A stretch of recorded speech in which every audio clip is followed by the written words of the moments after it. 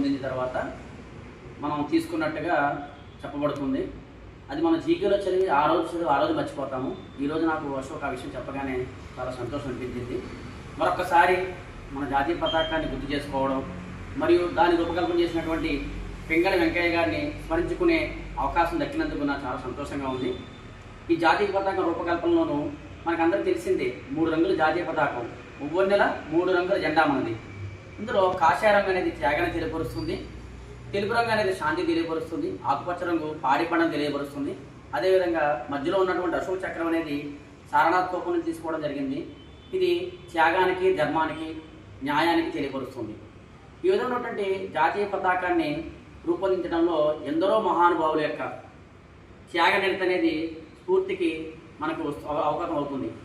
ఇటువంటి కార్యక్రమాలు మనతో కాకుండా మన భావితరాల వారికి అందించాలనే గొప్ప ఉద్దేశంతో